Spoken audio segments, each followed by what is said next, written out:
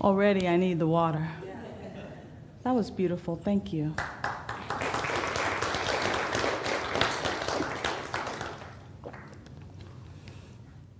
Hello. I feel so much better now. Water is a wonderful thing. It's good to be back. Thank you. Last week, thank you. Last week, just in case you were not here, I talked about HOME. Centers for Spiritual Living as a whole, as an organization, has been looking at extraordinary wonder and really looking at the everyday wonders of life and how sometimes we take for granted what is always present and what is right before us. This month, in the month of November, we've been looking at this idea of home. And then last week, I got an opportunity to look at HOME and use an acronym.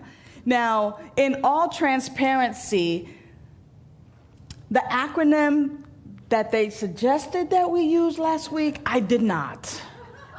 So if you've been catching up on other centers' talks on home, you'll find that they talked about something a little bit different.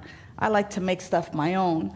And the HOME that I chose was haven of my expression.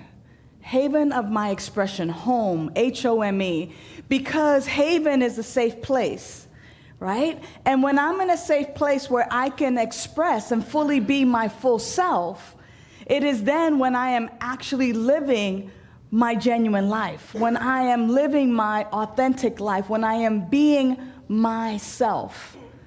Last week, they had the theme of healing opportunities manifest everywhere.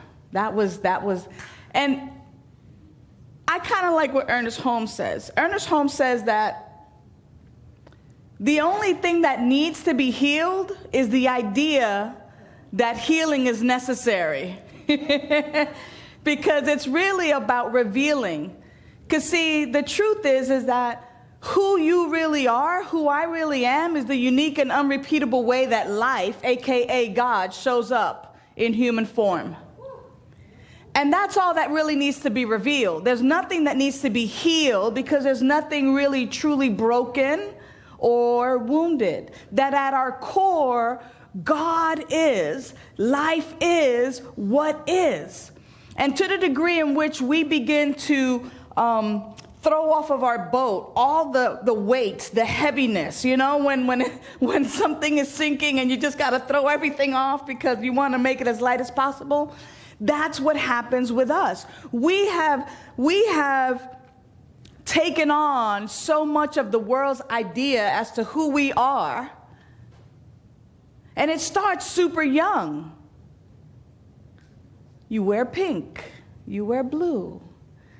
You're called this name or that name, or based on the color of your skin, or where you live, what your address is, based on the nation in which you were born.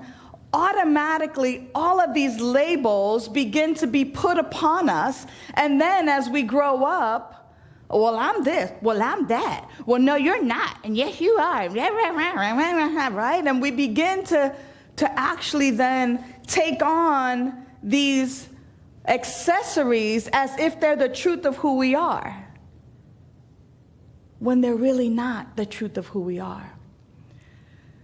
So this week, the talk title is Welcome to Your Dream Home.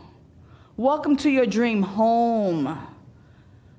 Right? And what we discovered is that home is right here. Home is where you are. It's that haven of my expression. It's that safe place where I am.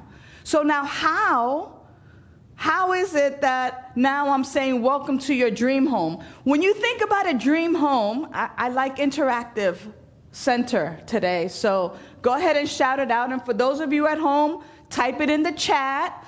And I'm going to repeat what you say so people at home watching can also hear. So when you think of your dream home, what's in your dream home? Who? Safety. The beach. Love. Serene. What was that? Comfort. Beauty. A safe place. A swimming pool. Hello. It's spacious. Family. Who? Snow on the roof? Yeah, you like the cold temperature. What are you doing in California? Go north, beloved. Go north, beloved. Go north. Yeah, I mean, it's quite interesting that when I think about my dream home, it has many of the things that you talked about, especially a swimming pool. Don't forget the jacuzzi, right? And it's interesting because many of you also said love, family, comfort.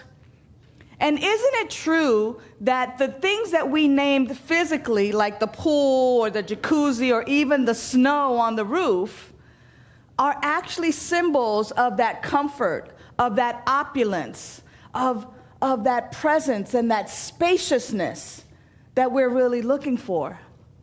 So what does welcome to your dream home really mean? Well, today I'm going to explore a little bit around spiritual intelligence and spiritual maturity.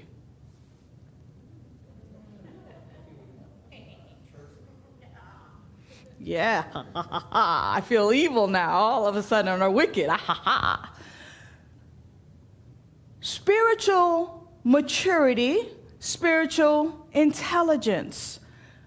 Again, interactive. This time, raise your hand so I can call on you and you can just shout it out really loud so I can hear it. What is the difference between between intelligence and maturity? Yes, Bertha. Maturity is the application of themselves. She's in the advanced group. She said maturity is the application of the intelligence or what has been learned. Yes. Wisdom. Experience to know how to express yourself. What you know. So wisdom, another advanced group. Wisdom from life experiences to know how to apply that. Anything else? The difference between intelligence and maturity. So, yeah, one more. Here we go. Oh, maybe two more. Overview. An overview. Say more about overview, please.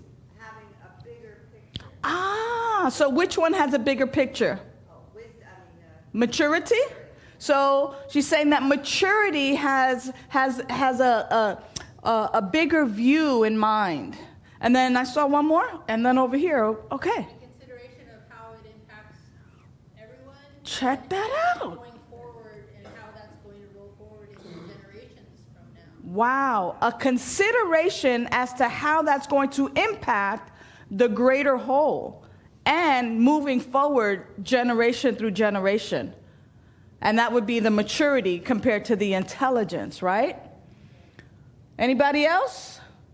Wow. I'm glad I asked, because I was going to tell y'all all about that. Good, I can skip ahead now. I can skip ahead. No, don't skip ahead. Tell us all about it. Here's exactly that. I get the great joy of traveling and being in many, many spiritual communities and to interact with people just like us. I know that a lot of us like to call it like-minded communities, and I'm going to strongly suggest that we begin to actually look at it from a different perspective and call it love-minded communities. Because we can all think alike, but then if we all think alike, where's the new thought come in? And what's the thought? Right, and what is that thought? that we're all like-minded about. Oh yeah, it's kind of really easy to be in like-minded communities because it's like, yeah. That's the intellect. That's where the intellect comes in, that spiritual intellect. You know, we've been through the foundations courses. We recognize that there's one power, one presence, one life, that it is spirit, that it is God, that it is whatever it is we want to call it, but that it created everything out of itself. Therefore, our life is the unique, unrepeatable, magnificent, powerful way that God shows up in human form. Got it? Check. But spiritual maturity is the application of that. Spiritual maturity is the bigger picture. Spiritual maturity is the mindset of how is that going to impact the greater good. How is that going to impact generations to come? That, beloveds, is the love-minded community. The love-minded community, that we might not see things the same way, but guess what? There's so much love here that there is space and room for all of it. I can easily hold this up and ask you to tell me what you see. And what you see and what I see are completely different. What you see is from this purview here. I don't see what you see. Does that make me wrong? No. I just see things a little bit differently. I have a different perspective here. But are we looking at the same thing? Ultimately, yes. It's just that we have a different perspective of it. Now, when we're talking about spiritual maturity, it's really about doing the internal housekeeping, if you will. And that internal housekeeping also means that we must participate in our forgiveness work. Ooh, did I say the F word? In front of everybody and at home? Ooh. Yeah. It means forgiveness as we mature. Now, why am I bringing up forgiveness out of all things? Well, hello, we all talked about a little bit about what our dream home would be like. How do we have love without forgiveness? How do we have comfort without forgiveness? How do we have peace without forgiveness? How do we have opulence without forgiveness? We don't. And one of the things that I find in spiritual communities is that we have the spiritual intelligence, and everybody can quote Ernest Holmes or can the abundance is real, or, oh, my life is good. Oh, I'm whole, perfect, and complete. Oh, and so forth and whatnot. And we can recite some Ernest Holmes quote, but are we actually living it and embodying it and really living from that place? Is it so much that I'm just kind of showing off what I know and what I remember? Or is this really my life? Is it really your life? You see, sometimes it's good to have fun and to come and to laugh, but I would be remiss in my work as a spiritual leader to not call you to task and just walk around and say, it's all good.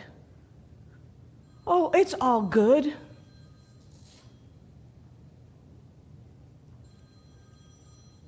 That is not enough.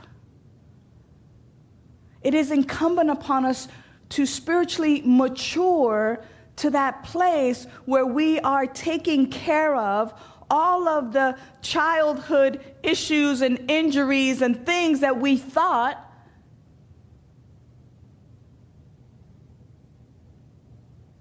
created us. Those injuries, those ideas, those thoughts, those names, all of that didn't create us. They created a lesser version of who we are.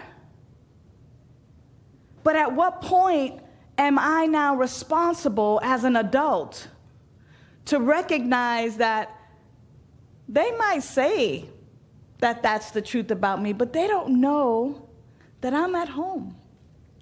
And if I'm creating my quote-unquote dream home, that means that the places, the nooks and the crannies, are there dust bunnies in your dream home? Not in mine.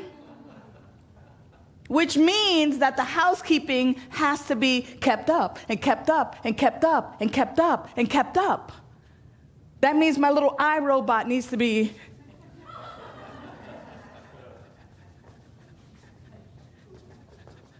right? That means that, I need to be pulling out the Windex and shining up the mirrors and the glasses. That means that I must do the internal work. The internal work is the forgiveness. The forgiveness is really about, I made up some idea about who you are and who you're supposed to be, and then when you don't match that idea, I'm mad at you. I'm mad at you too. Don't worry, don't laugh. I'm mad at you over there too.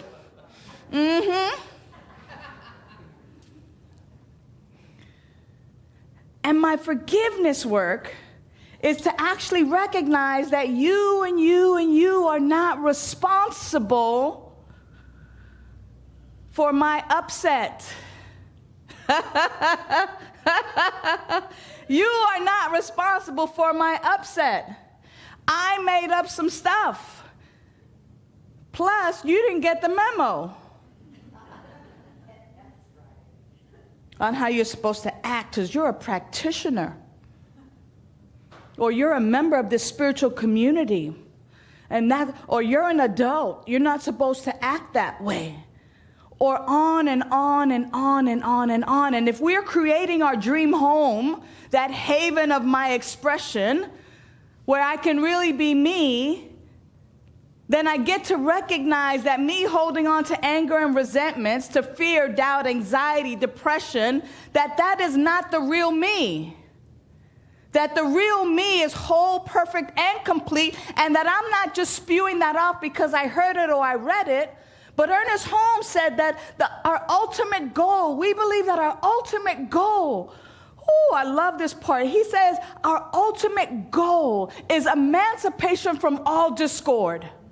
I get chills. Imagine a life where you are living fully expressing, fully being your full self, and there is no discord.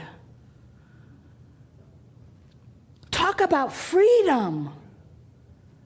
And that stuff just doesn't come from spewing off scripture or quotes from Ernest Holmes or Hafiz or Rumi. It doesn't come by showing how intelligent you are. It comes from spiritual maturity. Spiritual maturity comes from practice. It comes from by hook or by crook that at 10 o'clock, at 12 o'clock, at 10 o'clock, that I'm engaging in a spiritual practice. That before my meals, I just take a moment to pause and be in a moment of gratitude for all the hands that touch my food, all the way from the fields or the seas or the lands, all the way to my plate. It means engaging in practices that remind me that you are my other me. Que tú eres mi otro yo. That when I do harm to you, I'm actually harming myself. That when I lift you up, I'm lifting up myself and the world. As we create our dream home,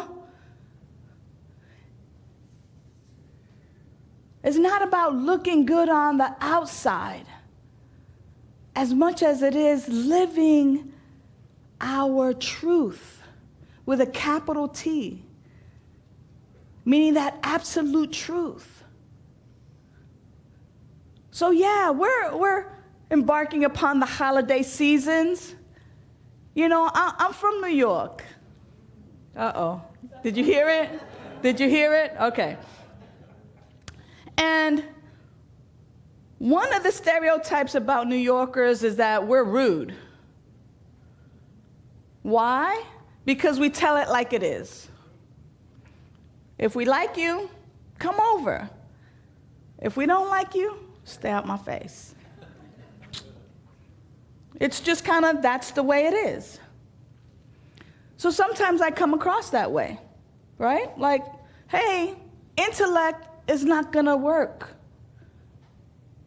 We must move from intellect to maturity and begin to walk the walk and walk the talk and begin to live from that place. And tying it back into the holidays is that it is not a time to be a fake, a phony, and a fraud. Sometimes we get caught up in the spirit of the holidays and everything is good. And sometimes we just need to cry. Sometimes we just need to be. And it's not what the world would say is the holiday spirit. I want to encourage you to go ahead and cry. To go ahead and do that kind of housekeeping, because through the tears is the cleansing process. Through the tears is that forgiveness. Sometimes through expressing ourselves, I'm so hurt or I'm so angry, that it is part of the cleaning out and the cleansing out so that we might recognize who we really are at our core. That if we keep hiding behind some facade and some false idea or notion of what it really means to be spiritual and hanging out in a center for spiritual living, we're not here to be fakes or phonies or frauds. We're here to be emancipated from all discord. And sometimes that process is not so sexy.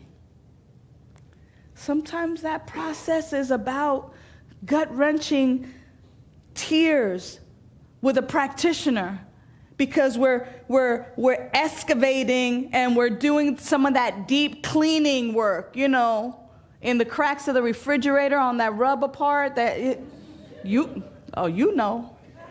Yeah.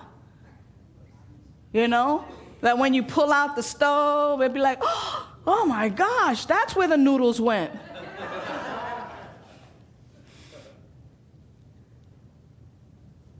It takes that. It takes that kind of maturity to have the emancipation, to have the freedom that Ernest Holmes speaks of. So if you want your dream home with all of the things that you talked about, the peace, the love, the joy, the safety, the freedom,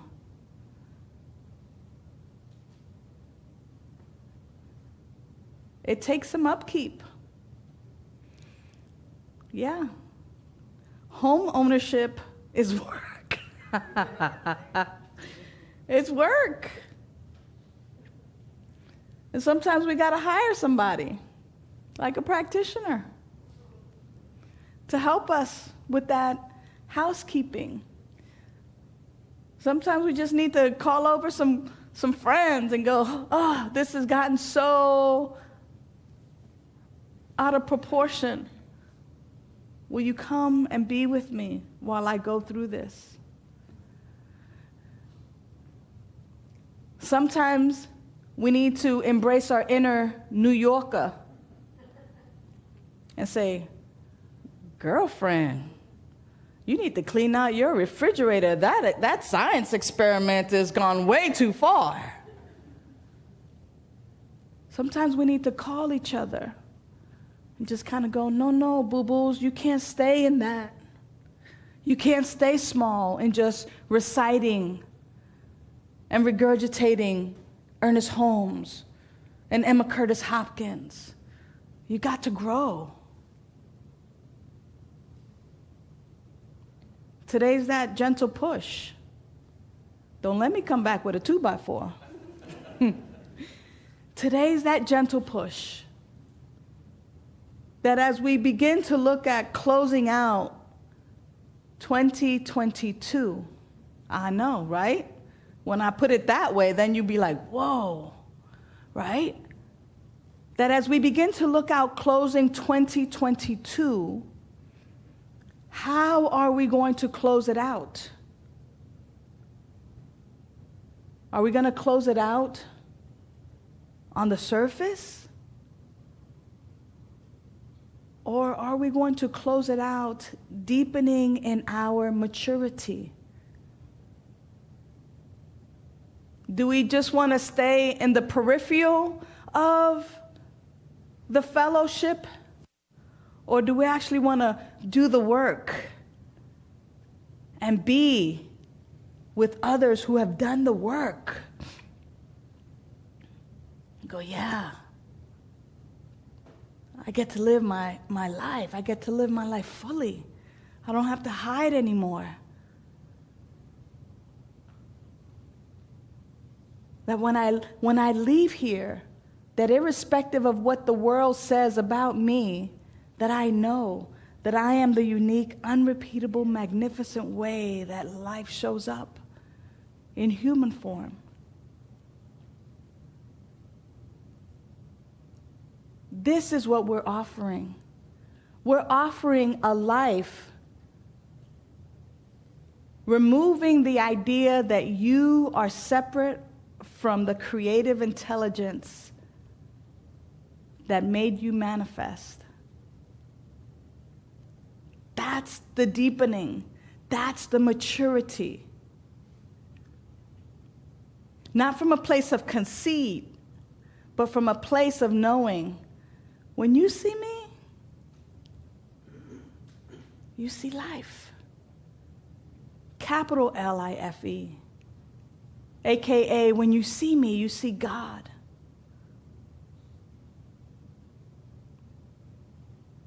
Not from a place of being conceited, like I'm the best thing since sliced bread. But that when you see me, you see the God in me as me. The only way you could see that in me is that you must see it in yourself. That, beloveds, is your dream home. Your dream home is when you see it for yourself, as yourself, in yourself. And in the beginning, it may mean that you could believe it and believe that I believe, but through maturity, you'll be able to say that for yourself. There is absolutely nothing, like Scripture says, there is nothing that separates my life from the life of God. Nothing, no thing can separate us from the life of spirit. It is who and what we are. So let's just go into prayer. How grateful I am in this moment to know that there's one power, one presence, one life, that it is love, that it is joy, that it is peace, that it is opulence, that it is the only thing that is. And so what I know is that this life, this infinite intelligence, this powerful beingness has created everything out of itself. Therefore, my life is the unique and unrepeatable way that God shows up, that Spirit shows up in human form. And as I know that this is my truth, and as I deepen in this truth about my life, it is true for each and every one that God is expressing in, through, and as every life, every plant life, every mountain, every fish, everything is the unique and unrepeatable way that God shows up as that thing itself. Therefore, I honor and care for all of life, animate and inanimate objects. It is the unique way that God shows up. So as I honor this, as I recognize this, I simply speak the word now for this spiritual community, calling forth love, joy, peace, and especially spiritual maturity.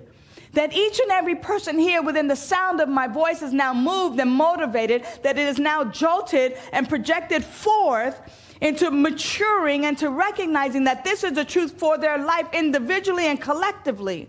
That we no longer sit by the wayside watching how people explore and move into their greatness, but know that each and every one of us, irrespective of whatever physical human age that we are, that we begin through our spiritual practice to mature and to know that our life is a life of God, period. So I give thanks that as we do this together, individually and collectively, that we recognize our wholeness, our peace, our abundance, our love, that we recognize our wisdom, that we recognize that we are one, that we recognize that our life is eternal because our life is the life of God. I give thanks that this is the truth. And because it's the truth, there's nothing else for me to do other than to just lift my hands in joy. Enjoy, enjoy, enjoy. And watch for the ways that this prayer is made manifest in our human experience. For this, in fact, is our dream home, right where we are. It is so, and so it is, and now it is, and so it shall be. Thank you, beloveds.